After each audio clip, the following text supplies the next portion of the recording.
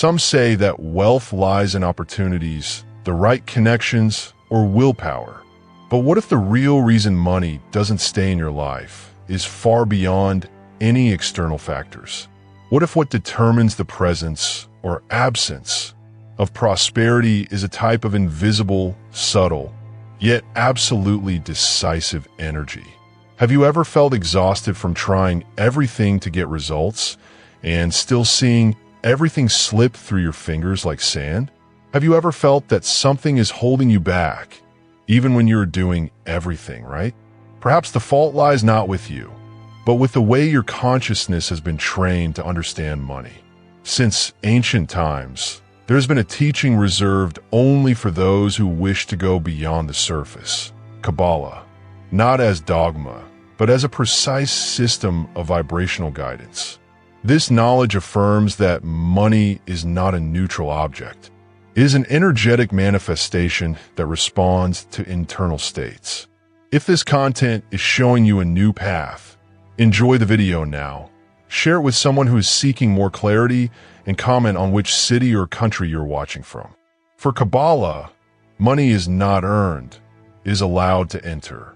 This completely changes the logic of the pursuit. It is not a reward for effort, but a direct consequence of how prepared your field is to receive it. And that involves not only desire, but also cleansing, alignment, and intention. Imagine for a moment that the energy of money is a light. It needs a container to enter. If that container is dirty, cracked, or poorly formed, the light cannot stay. It either leaks out or doesn't even get there. That's why many people receive unexpected amounts of money and soon lose it, or they live in cycles of scarcity despite working hard. The problem is not what they do, but the structure they maintain internally. The first important revelation is that money only flows toward what is in harmony with it. And harmony is not obsession. It is not anxiety. Harmony is a vibration of peace with what you desire. If you ask for prosperity but live in conflict with those who have it, you repel it. If you desire abundance but feel guilty for wanting more, you block the channel. The second revelation is that money, when it arrives, comes with a mission. It is never neutral. It carries with it a proposal to expand or to stagnate. It becomes a blessing when treated as an extension of light. And it becomes a block when it feeds the ego, comparison, or fear. Many forget that how you earn is as important as how much you earn. Earning by deceiving, exploiting, or omitting transforms energy into weight. And that weight, sooner or later, manifests itself as loss. When you earn with clarity, truth, and awareness, the value you receive takes root. And with roots, it flourishes. Comment here. Do you feel that the way you deal with money is aligned with the principles of consciousness? Let's exchange experiences and awaken together. The third revelation is perhaps the most surprising. The amount you receive is not proportional to your effort, but to your capacity for spiritual restraint. This means that you can work twice as hard as someone else and still receive less if your field is less open. The expansion of the spiritual field depends on practices that strengthen receptivity. The first of these is gratitude, but not empty gratitude, automatic words. It is that gratitude that changes the body's frequency, calms the thoughts, and opens up inner space. The second practice is service. Every time you act with the intention of benefiting someone else, without expecting anything in return, you strengthen your channel of reception. This is not charity. It is energy technology. You create space for the flow to return multiplied. The third is presence. Money respects the now. It does not manifest where there is regret for the past or anxiety about the future. It anchors itself in the present. When you are here, whole, with clarity, the field responds, and what seemed distant begins to move. Kabbalah reveals that money is just one of the ways light manifests itself. But like all light, it only enters where there is space. So the most important question is not, what do I need to do to earn more? But who do I need to become so that money wants to stay? Write in the comments, I am ready to become that space. Your statement can strengthen not only your vibration, but also inspire those who read it. Another essential teaching of Kabbalah is that the energy you share with the world is the same energy that returns to you. This does not happen as punishment or reward, but as a reflection. And so, your every action is a code that determines the type of energy that comes your way. If you share light, you receive light. If you share scarcity, you attract more of it. It's simple, but it requires awareness in every choice.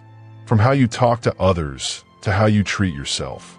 Everything sends signals, and those signals shape your reality.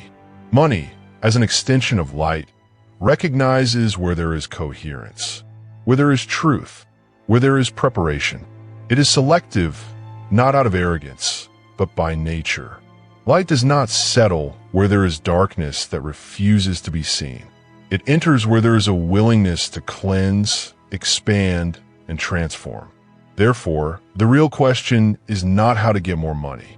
It is about how to become someone that money respects, that money recognizes as a channel, that money chooses to remain.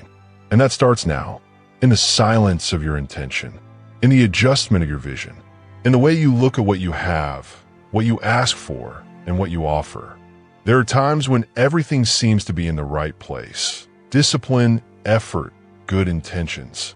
And yet, prosperity does not come. It is as if an invisible layer blocks the passage of energy. And the most curious thing is that no matter how hard you try to rationalize it, something deep down tells you that the explanation lies on another level. Deeper, more subtle, more internal. Kabbalah states that this blockage is not removed with more effort, but with more awareness. Because there is a crucial difference between acting and acting with intention. And what separates these two realities is the state of presence. Full, conscious, vibrational presence is the key that aligns the personal field with the flow of light. According to Kabbalistic tradition, the light of abundance is always available. There is no lack. What exists are misaligned structures, containers leaking energy, or minds that do not trust their own ability to receive. The blockage is not outside. It is in the inner frequency. If this content is helping you understand why things get stuck even with so much effort, like this video now and share it with someone who keeps repeating the same cycles without understanding why. One of the most common causes of disruption in the flow of prosperity is doubt.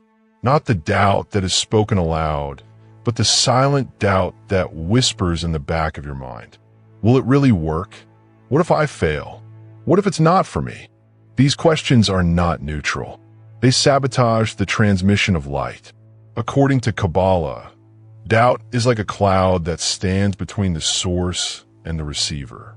It obscures, distorts, and creates interference. And so, even when everything seems right on the outside, on the inside the channel is cracked. And a crack, no matter how small, is enough to prevent the light from coming through. Cultivating certainty, therefore, is a spiritual exercise.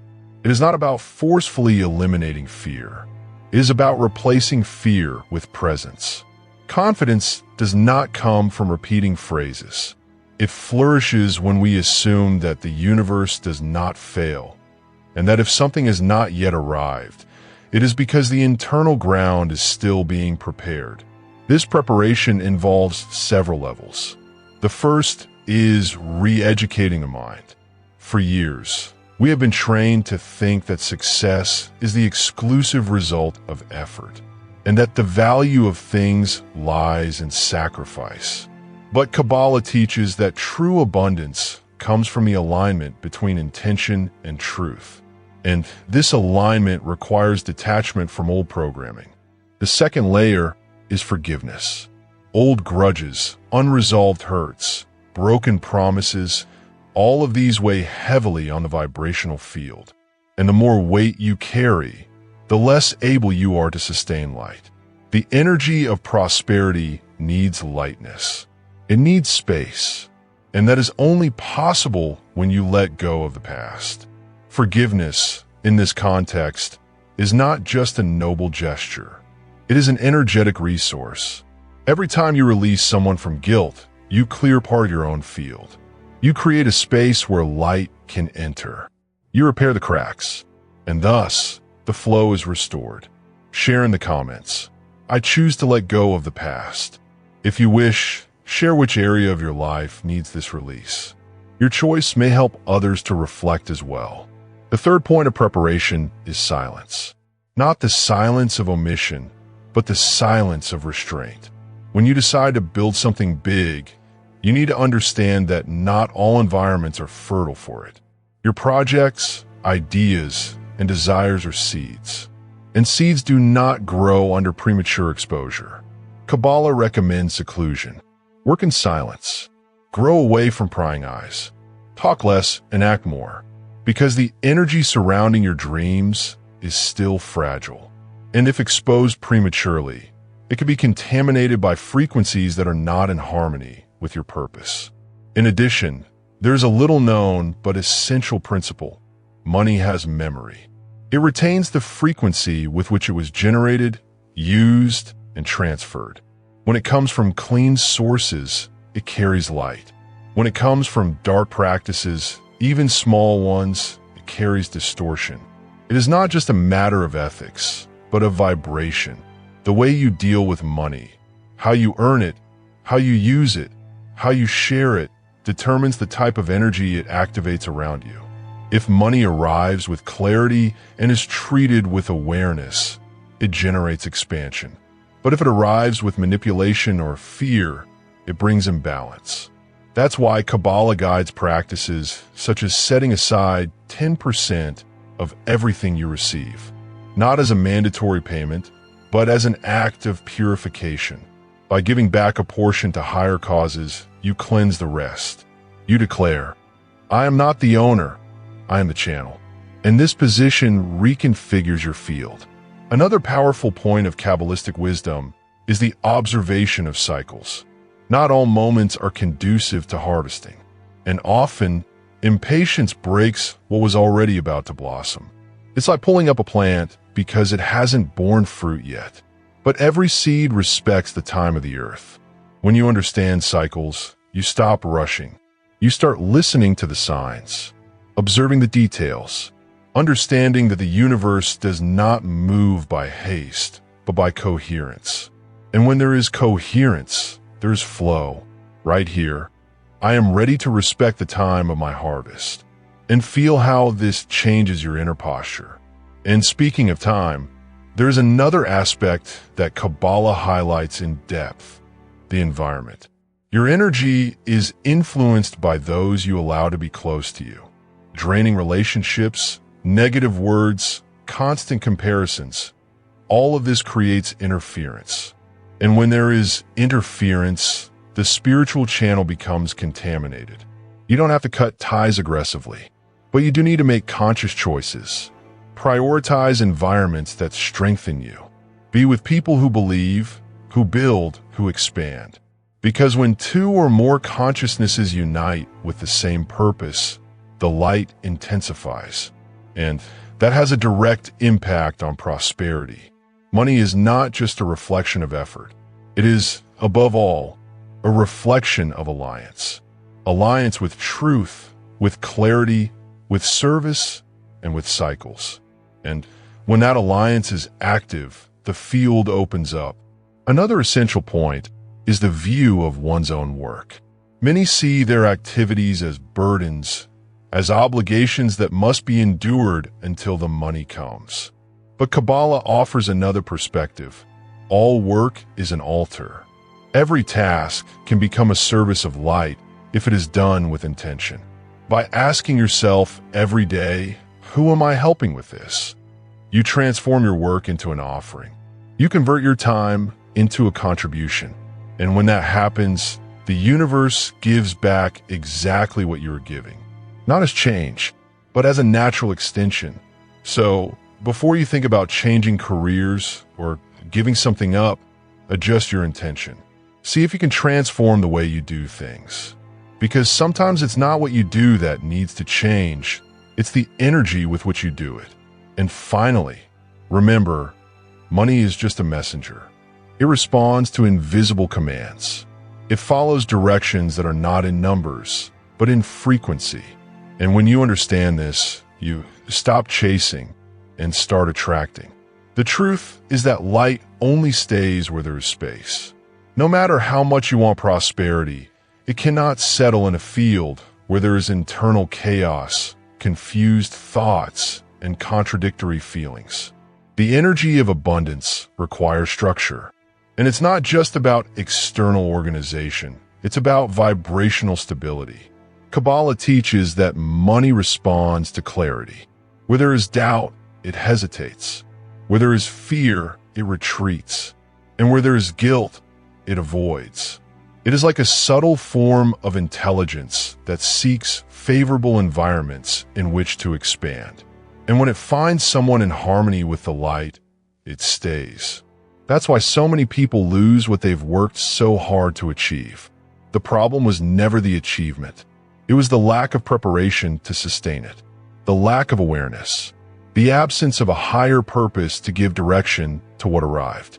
If you feel that this explains cycles you have already experienced, write in the comments.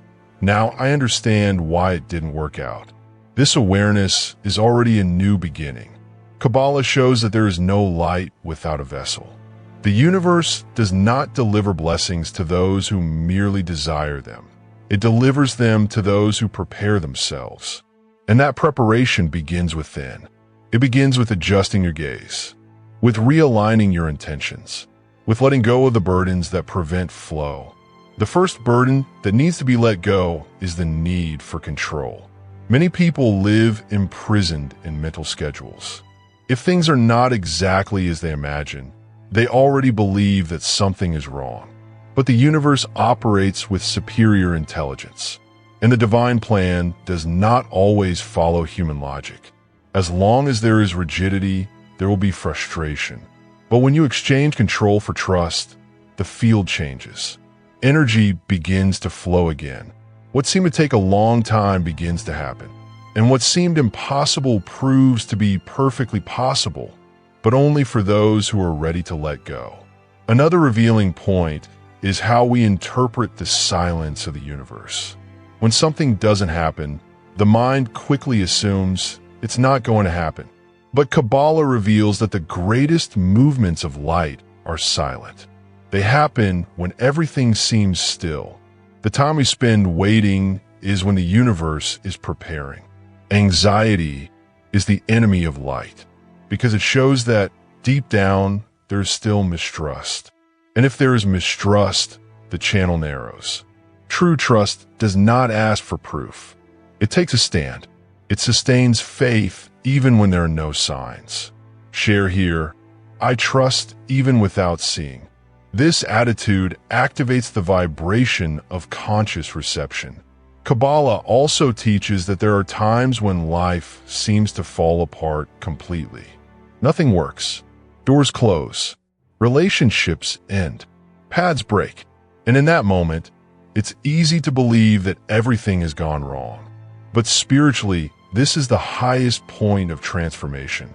When the old structure collapses, it is because a new one is being built. And the apparent collapse is not a failure. It is renewal. It is a kind of mercy that removes what no longer sustains the light, to make room for what can support the new level that is coming. Therefore, it is essential not to cling to what is leaving, even if it hurts, even if it seems unfair. There is a higher intelligence reorganizing everything. And if you stay tuned in, you will soon understand why it was necessary.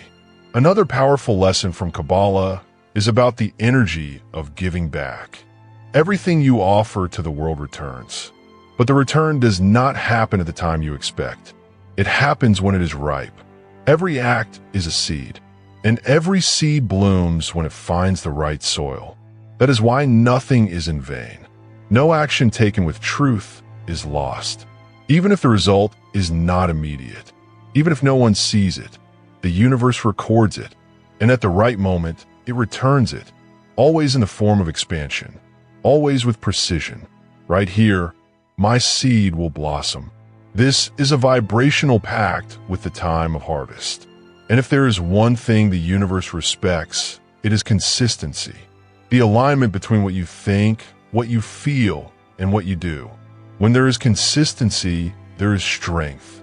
But when there is internal conflict, wanting one thing, feeling another, and doing something different, the field fragments. Therefore, true manifestation requires total alignment. You need to think about prosperity, feel worthy of it, and act like someone who is already in that state. This is the tripod of Kabbalistic manifestation: clear thinking, pure feelings, and consistent action. And make no mistake, the universe notices the details. It perceives the intention behind words. It perceives what lies behind a request. Therefore, there is no point in repeating phrases if your heart is still dominated by doubt. There is no point in pretending to have faith if, inside, you feed scarcity. Transformation begins with inner honesty. Accept what is not yet clean. Face your blocks head on. Admit your limiting beliefs. This perspective is the first step toward dissolving what prevents prosperity from taking root. That is why Kabbalah does not just teach you to ask. It teaches you to become. True prosperity is a reflection of who you are. And who you are, in turn, is the result of a conscious choice to purify yourself every day. Choose gratitude even on difficult days. Choose patience even in quiet periods. Choose service even without recognition. These are decisions that shape the field. And the field, once adjusted, attracts everything that once seemed distant. Right? I am becoming someone who can receive. This is not a phrase. It is a vibrational confirmation. And to close this cycle, here's an invitation. Choose, starting today, to live with intention. No automatic movements. No unconscious decisions. Every word, every choice, every step should carry a clear message to the universe. I am ready to expand with wisdom. Use money as an extension of light. Honor every dollar that comes in. Give with awareness. Plan with integrity. Spend with respect. Save with discernment. And receive with gratitude. Prosperity is merely a reflection of your relationship with light. And when that relationship becomes clear, the flow returns. And what was once absence becomes abundant presence.